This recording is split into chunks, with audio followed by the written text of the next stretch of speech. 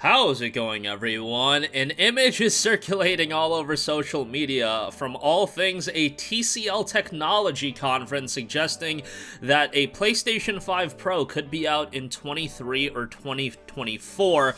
We'll talk about that, and then I also want to go over some major PlayStation 5 game updates. Yeah, I'm just going to bundle all of these into the second portion of the video. Hogwarts Legacy, Call of Duty Modern Warfare 2, and the Lord of the Rings Gollum all have updates, release dates. We have release dates for all three of these games, actually, so that's pretty cool. But first up, this is really getting people talking over on Twitter.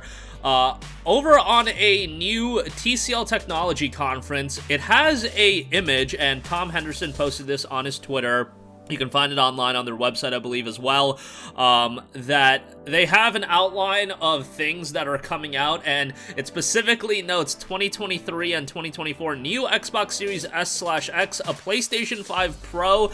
Then it also notes 2160p, 60 to 120 frames per second, Ultra HD 8K 60 to 120 output. Please, anybody that sees the 8K, let's just dispel that right away. I think people got way too excited with PlayStation 5 already before it came out. People were thinking, yo, 4K 60 FPS, bro? Yeah, that's not happening, and 8K 60 FPS is absolutely not happening. 8K is a monster to push in video games, and the PlayStation 5 is never going to do 8K 60 frames per second in top-level games. 8K 30 frames per second even in top-level games is just not going to be happening, bruh. But PlayStation 5 Pro is something that I haven't really wanted to really talk about on this channel, just because it's like, why are we even talking about it? Like, people can't get PlayStation 5s regularly, although it seems like some people are having luck with PlayStation Direct recently. So if you got a PlayStation 5 recently, good on you, but it's still something that is very much a scarcity, and a lot of people cannot get one. The eBay prices are still relatively high. I believe they were going down for a little bit, but then they shot back up. So yeah, I'm seeing them at $750 on eBay, shipped. That's still, nobody's trying to spend $750 on a gaming console. Like, that's just way too much. And, hopefully by the end of this year, you know, into 2023, it'll be readily available. But I don't want to get to a point where PS5s are readily available and then immediately a PS5 Pro is gonna come out. Now, do I think a PS5 Pro is gonna happen? Yeah, I think it's going to be something that is just naturally going to happen, just because if nothing else, Sony probably knows that they have a base of consumers that are super into their products, PlayStation products, and even if they bought a PlayStation 5, they'll still buy a PlayStation 5 Pro, and it seems like the PS4 Pro is a good gauge on how well a platform like that is going to do. And PlayStation and Sony, they usually do remodels. Even if it's not a Pro, you had stuff like the PS2 Slim, the PS3 Slim, and while they didn't offer direct upgrades, it was a redesign and a re-release, and a lot of people that bought a PS2 at launch ended up buying a PS2 Slim as well. I don't think it's that uncommon for people to actually buy the same console twice in a generation. Not ideal, but, you know, them's the break sometime. But, don't really want to talk about a PS5 Pro at this point. And you look at the PS4 Pro, like the Xbox One X was a relatively nice upgrade from the Xbox One. The PS4 Pro, like, yeah, some games ran a little bit better, but it's not like it was this game changer or anything like that. Most people that I know never even got a Pro. They just stuck with their base PS4 and then called it a day after that, and the Pro wasn't really an essential upgrade. I have, like, the God of War PS4 Pro, and yeah, I'm pretty happy I have that console. I believe that console is actually, like, kind of rare now, but, yeah, I just don't know how much the average person is gonna be jumping out of their seat to get a PS5 Pro. If it means that more consoles are gonna be in the market, hey, that's great, and let's just get to a point where PS5s are regularly available, but price point's also gonna be something to consider. Hopefully that means, like, the PlayStation 5, by the time 23 or 2024 rolls around, can we get a $400 console, a $100 price drop for the PS5? I mean, right now, getting it for $500 is already a struggle. You know, I don't think a lot of people are thinking about dropping it to $400, and I don't think Sony's thinking that either. But if the PS5 is going to retain its $500 price point, a Pro would theoretically be more expensive than that. So you're talking $550, $600. But again, we'll see how the stock is, and I'm sure there's a lot of moving parts as far as that's happening. And this is coming from a TCL conference, you know.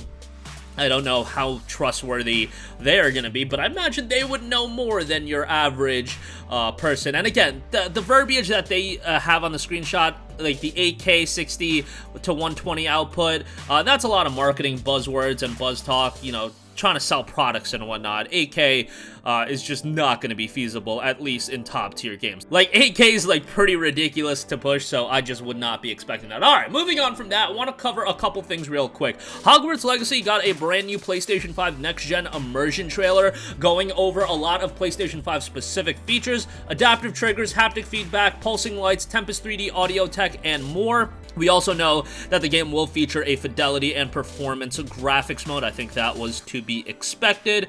The 3D audio tech will put you right in the heart of the wizarding world, sights and sounds of Hogwarts, going over all of that.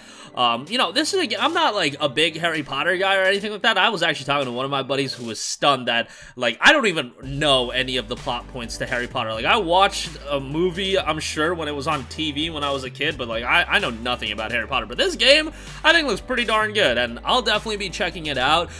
This is a game. This is one of those games I am incredibly pessimistic about, and I have it in the back of my head. Yo, I don't know if it's going to be a 2022 game. By the way, we don't have a release date. We just know it's holiday 2022, but with a game like this, holiday makes all the sense in the world. Like, this is a game that is going to hit the casual consumer as well. I remember when the big gameplay reveal happened for this game. My friends that don't keep up with gaming at all, they knew about this game. So, like, that told me right away, okay, this is gonna be a game that they probably really want to get it out for the holiday season, and the promotion for the game is just gonna hit next level. And it's going to do really well commercially. Like, I think this game is going to do, as long as it's a pretty decent game, I think this game is going to do ridiculous numbers from a sales standpoint, especially because it's hitting, like, a lot of platforms. So, yeah, I think it's going to do very well. All right, next up, Call of Duty Modern Warfare 2 launches October 28th. Platforms have still not been revealed, so it'll be interesting. I imagine this one will still be out on PlayStation 4 and Xbox One, but who knows at this point. Like, Call of Duty is one of those games that, you know, another game that really hits the casual market, especially with this being Modern Warfare 2. And by the way, Modern Warfare 2019, that was a pretty darn good game, especially from a campaign standpoint. Like, multiplayer is what it is. You know, I'm not dissecting multiplayer extremely these days, but I really enjoyed the campaign out of Modern Warfare 2019. Hopefully, Modern Warfare 2 will offer a lot of that, but yeah, we still don't know much about the game. I'm sure a full reveal will be happening sometime early summer, and then, yeah, promotion for this game will heat up as we get closer to October.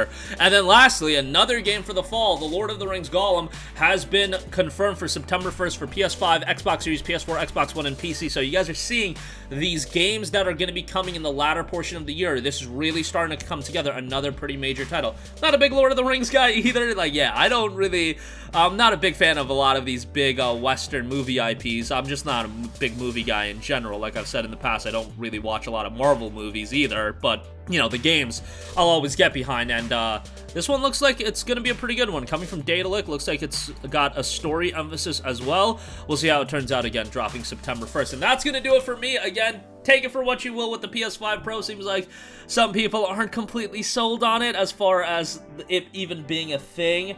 And some people are just not happy at the idea of it being a thing. You know, I just hope by the end of this year, PS5s are readily available for everyone to get, because as you're seeing, some games are canceling last-gen versions. Gotham Knights being a big title coming this year. If you're only on a PS4 or X1, you're kind of out of luck as far as playing that game, so we'll see how that turns out. Let's just get stock back to a point where consoles, you can just walk into a store and it's readily available. I get it, shortages, all that stuff, but yeah. Hogwarts Legacy getting a new immersion trailer and a big lengthy blog post if you do want more information about that. COD MW2 coming October 28th, and Lord of the Rings Gollum is coming September 1st. That's going to do it for me. Sound off with all of your thoughts in the comment section down below. Thank you for watching, and goodbye. Hey guys, we hope you enjoyed the video, and if you did, make sure to hit the subscribe button, and if you're already subscribed, do us a favor and hit the bell icon. This way you'll be notified whenever we post a new video. That's the best way to keep up with all of our uploads, and we usually try to upload 2 videos a day. And with the bell icon hit, you'll be notified whenever we do upload a video. As always, thanks for watching.